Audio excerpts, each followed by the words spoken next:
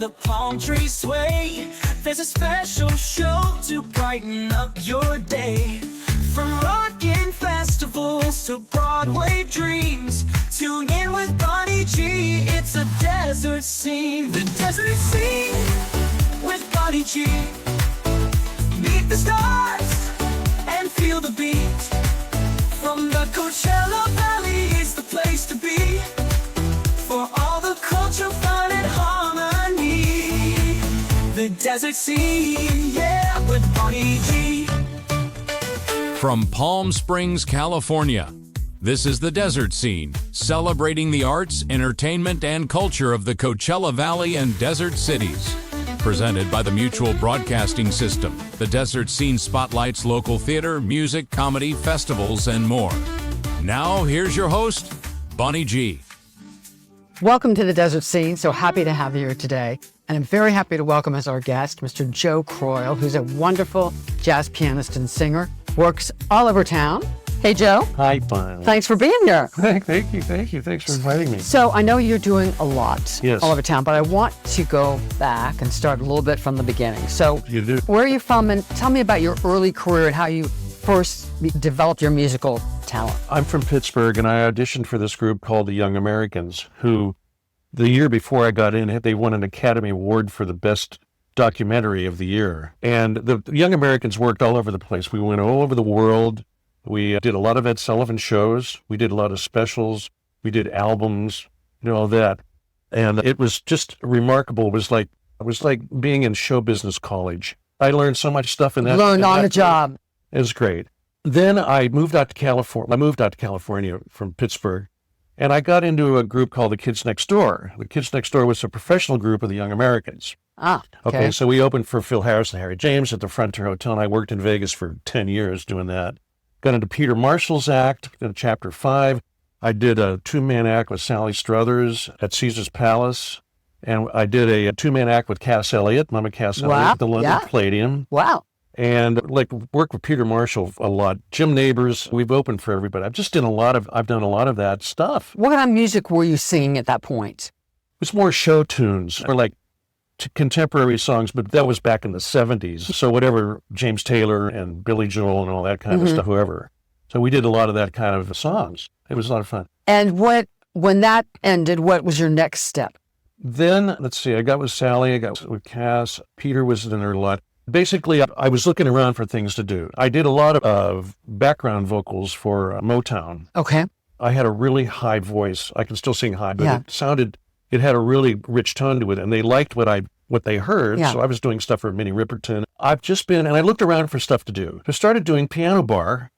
So places. Are you self-taught or did you take lessons?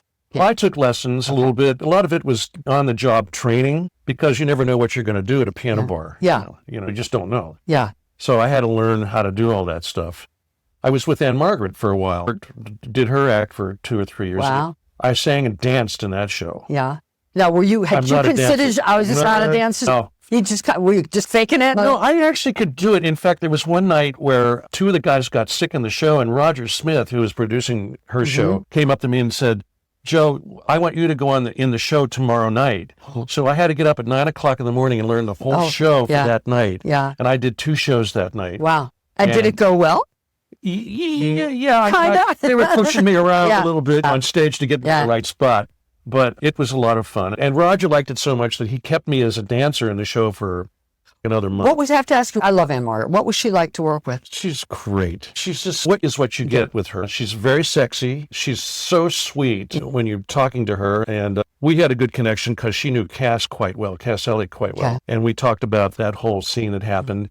And she just was lovely. After the shows at night, they would have us come up to her suite and hang out and have a drink or whatever. They had pinball machines. Roger would have popcorn and food, and we'd play poker, and we'd sing. Marvin Hamlisch was her conductor. So he played piano. It was just like, Marvin Hamlisch, oh my God. You're really rubbing shoulders with him. I was rubbing a lot of shoulders. It was fun. Okay, so then what happened for Joe Croyle after that? I got married. Okay. Been married for 41 years. But that Marianne's lovely. Marianne Halpin, one of the fabulous photographers in the If you need a world. picture, talk to his wife. Talk to my wife. She's great. And I got into a group called the Modernaires. And the Modernaires we were working a lot. We were traveling all over the United States. We were doing shows. Was that like a little bit of barbershop quartet kind of stuff in there, or? The Modernaires? Modernaires, No, yeah. it was 5-part harmony. It was 5-part harmony. Okay. They were like the first group that ever came out with 5-part harmony. Yeah. That's why they were famous. They worked with Glenn Miller. Okay. And the act just kept going. Did you have some semi-hits? What was your... Yeah, okay. They had the first #1 selling record of all time, even before White Christmas. Which was? So I tell that in my show. It was Chattanooga Choo Choo. Okay. Okay. And it sold 1 million records. Wow. Yeah, I know. And it was like, Now, did you get some decent money out of that? no. Back in the day, people didn't get the kind of residuals that they get now. No, I don't know any. My parents were barely alive. Okay. Oh, okay. They weren't even married. That was a long time ago. A long Okay. time ago. All right. Yeah. So it was a lot of fun because as the years went on, I'd been in the group for 26 years. And as you the years- still performing yeah, them. still, Yeah. it's not as much, they're not working as much as Yeah. they used to. But so I got a lot of solos, and it was great standing there in front of a 16-piece orchestra. Yeah, of course. And it was just a great experience. Let's fast forward a little bit to when you came to Palm Springs and what brought you here as a permanent. Well, actually, what brought us here was a friend of mine, Chris Bennett, who lived down here. And she said, why don't you guys come on down and stay with me for a few days and just check it out? Well, we started coming down a lot. And it got to the point where we started not liking Los Angeles very much. So Palm Springs became really a more desirable attractive place to you, yeah. live. And so we decided to move down here. And we sold our house up in the mountains, a place called Pine Mountain Club, and moved down here. And I want to tell you, it's probably been the best experience But you guys are both working a lot, doing a lot of a stuff. lot of photography. Yeah. We sing together on occasion. One of my shows, we do a little fun little song. But coming down here was really interesting because we got wind of all of these people that we knew. Los Angeles, they were already here. Yeah. We didn't know. Yeah. They're producers and directors and singers and musicians. A lot of people end up here. Yeah. Oh my God, it's amazing. Yeah. We had instant friends when we moved So down here. so did you jump in the music scene right away here? Yeah. I knew Doug from L.A., and Doug and I started working together. Doug McDonald, guitarist, wonderful guy. Doug McDonald, the best jazz player anywhere. He's great. So that really helped. Having that really connection. helped, and Doug and I started working together. And he had a lot of people that knew him, and I had people that wanted to hear me, and so we built up this rapport together. How would you describe? You're like a smooth jazz guy. You scat here and there, right? I do, yes. Describe your style to people. It was about 15 years ago now. I did an album. It was entitled a tribute. Joe Croyle sings a tribute to Mel Torme. And what I did is I did 10 or 11 songs on my album that Mel did. And I had a fabulous, my jazz piano teacher played all the songs on my album. And I had just a quartet, but that's when I really knew that I really wanted to do that was sort of your kind style. That was my style. Yeah. And then, so tell people where you are now. Where can they come see you? In the next couple of Well, you months? can come see me right now. We just landed a fabulous spot at a place called the Red Barn in Palm Desert. Totally refurbished. It's really, Totally really, refurbished, new management. They're fabulous people. They have a great sound man that's there. He's permanent there, and he works there, and he does great sound. So how often are you there? What night? We're there. We just started, so we'll be there in December 9th and December 23rd. That's the 2nd and 4th. And it's jazz, and you have a trio? Jazz. I have Doug McDonald, Bill Seda, and Tim Pleasant. Fabulous musicians. Yeah. And I stand there and I sing in my black tuxedo. It's nice. Yeah. And it's my little red flower. And it's going to be 7:30 to 9:30 or 8 to 10? On the 9th, it's going to be 8 to 10. Okay. I think on the 23rd, it might be 7:30 to 9:30.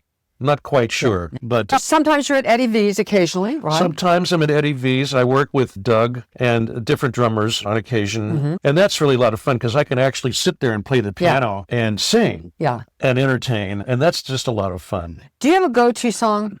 Like if you sit down and somebody's here and open like, oh well, Joe, sing. Night and Day, those kind of tunes, Gershwin tunes, Cole Porter. I do a song. One of my really good friends, her name is Amanda McBroom. Just wonderful. Amanda, if you don't know, she wrote the song "The Rose." Yeah. Saw her at the Purple Room. She's great. She's great. But she wrote a song called, she and her accompanist, Michelle Browerman, wrote a song called Old Love. And it's a type of story song where there's two people that knew each other when they were kids in high school. They lost touch for 60 years, and then he called her up, and the whole song is about that. And I do a lot. I do some retirement homes because I like to give back to the and they love that. And they love that song. And thank you, Amanda, for writing that Yeah, song. yeah. It's such a great tune. I like that one. But I do Pick Yourself Up, and I scat to that. Yeah.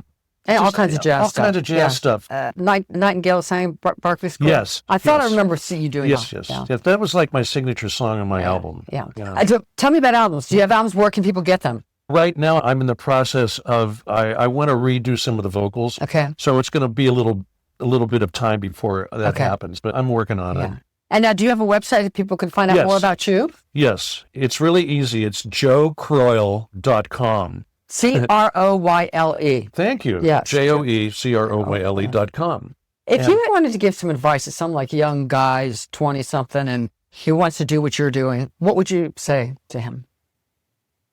Just keep doing it. I mean, the thing is that there's no really Formula. There's Yeah. not really a formula Yeah. for it. You just have to Get out go there and in do it. and jump in and do it, because it's taken me a long time to really get into a comfortable groove where I can. Your own I've been thing. in that groove for probably 20 years now, and it just takes a while. But you just have to work with good Just musicians. do it, Get do a it. good musician, piano player, guitar player. When you play with people better than you, get That's better. right. You learn a lot. Yeah. That's right. Yeah. That's right. That's right. Exactly Fabulous. right. There's no really any formula. It's just there are some young people that are out there singing jazz. Samara Gay. Oh, yes. She's wonderful. Something like that. I know who you're talking about. Yeah. Yeah. Samara Joy. Oh, yes, that's it. Yeah. And she's in her 20s. Yeah. But she's fabulous. And It's timeless. The music never, and it recycles. You get cycles where, wow, Yeah, jazz right, is hot right, again right, with the young right. people. Even if I'm working at a piano bar, I do stuff from the 70s, taking it to the streets. Oh, yeah. I can sing rock and roll. Yeah, too. I had yeah. a rock and roll band That's a great for long tune. time. Yeah. You know, but I can do that. People go, oh, wow, he's Yeah. doing something. So I'm versatile that Yeah. way. All right, Joe Croyle. So the next time you're going to see is Red Barn, Tuesday, December 9th, 8 to 10, jazz, Red Barn. That's it. Yeah, okay. Yeah, that's just right around the corner. Yeah, it's a wonderful place. Yeah. Thank you so much for being Hey, here. thank you. Great to talk to you. All right, So much. Joe Croyle. And if you enjoyed the show, please share it with your friends. You can subscribe for free wherever you get your podcast. You hit the and subscribe button. And we'll see you next time on the Desert Scene. The desert scene with Bonnie G. Meet the stars and feel the beat. From the Coachella Valley, it's the place to be. For all the culture, fun, and harmony. The desert scene, yeah, with Bonnie G. The desert scene's where you belong with Mutual Broadcasting's Bonnie G. Just sing along. Just sing along.